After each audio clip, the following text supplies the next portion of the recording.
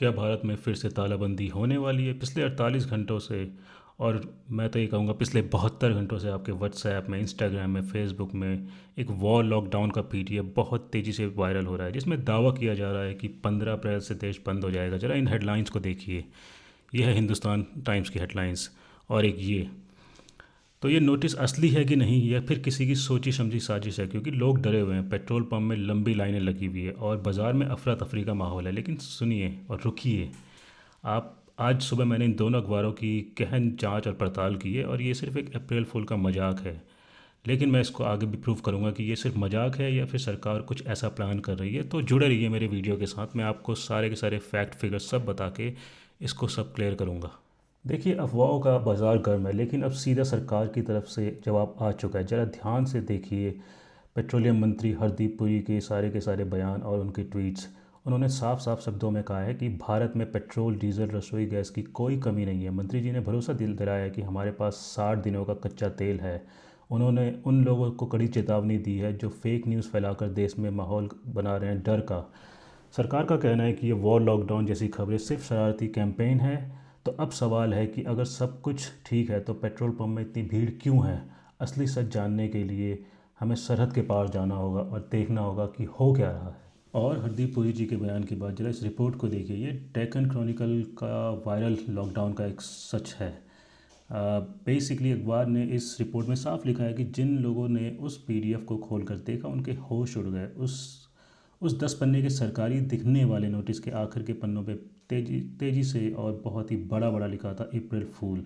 जी हाँ, ये किसी ने देश की सुरक्षा और लोगों को डर के माहौल में रखने के लिए ऐसा व्हाट्सएप में फैलाया है। लेकिन बात सिर्फ एक मजाक की नहीं है, क्योंकि अगर लॉकडाउन झूठ है और ये सब जो व्हाट्सएप में फैलाया जा रहा है या इंस्टाग्राम में फैलाया जा रहा है, अगर ये सब का सब झूठ है तो एक्चुअली में दुनिया में किस वजह से पेट्रोल के दाम बढ़ रहे हैं? जरा उन विजुअल्स को देखिए जिससे आपको सारा का सारा चीज़ एक क्लियर हो जाएगा, जिसने इस समय इंटरनेट पे पूरा का पूरा तहलका मचा रखा है।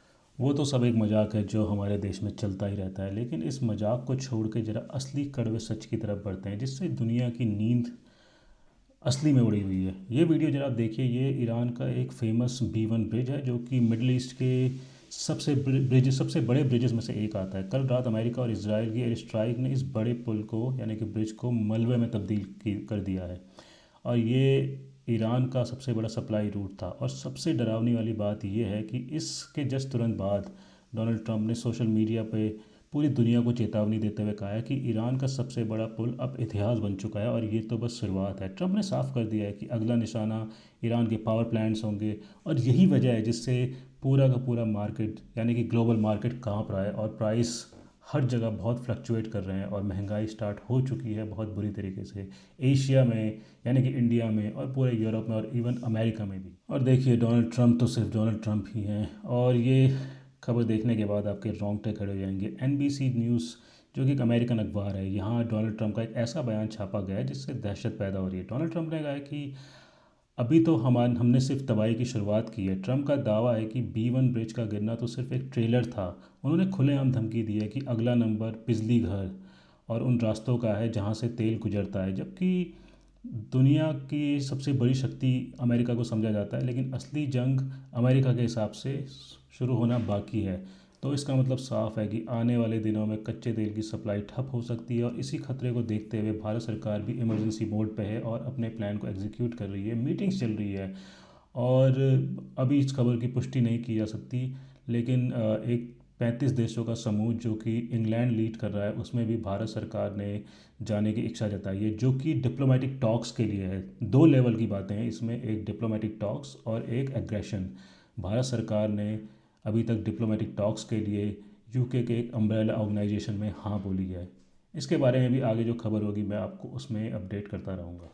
देखिए, अगर आप इस मैप को क्लियरली देखते हैं तो यही असली वजह है जिससे आपकी जेब पे हमला हो रहा है। और इसी को बोला जा रहा है ग्लोबल ऑयल शॉक। इस जंग ने दुनिया में सबसे जो इम्पोर्टेंट रास्ता है, स्ट्रेट ऑफ हॉर्मुज, जहाँ से अर्थव्यवस्था बहुत ज़्यादा कनेक्टेड है, सिर्फ भारत की नहीं बल्कि दुनिया की ऑलमोस्ट सारे देशों की। और भारत के लिए थोड़ा सा स्पेशल इसलिए क्योंकि यहाँ पे हमारा कुछ एस्टिमेशन के हिसाब से 70 से लेकर 90% तक रसोई गैस यहीं से गुजरती है। और जब ट्रंप ने पुल उड़ाने की धमकी दी तो यहाँ जहाज़ों का आना जाना बहुत मुश्किल हो गया। नतीजा, कच्चे तेलों की कीमत जो कि $70 के आसपास थी, वो इस समय कई कई कंडीशंस में $120 तक पहुंच चुकी है। भारत में जो आप एलपीजी के दाम बढ़े हुए देख रहे हैं, वो इसी सप्लाई चेन के टूटने का नतीजा है। खतरा आपके घर के बाहर नहीं है, बल्कि रसोई में है, आपकी गाड़ी की टंकी में है। लेकिन क्या सरकार के पास इसका कोई जवाब है? चलिए देखते हैं आगे सरकार इस बारे में सच्ची में क्या कर रही है। जो इस समय ज़मीनी हकीकत है उसके बारे में डिस्कस करते हैं। देखिए, जैसे कि मैंने आपको कहा था, भारत सरकार युद्ध स्तर पर तैयारी कर रही है, क्योंकि हमारी एनर्जी डिपेंडेंसी बहुत ज़्यादा है। हम बहुत कुछ इंपोर्ट करते हैं, चाहे वो गैस हो, चाहे वो तेल हो।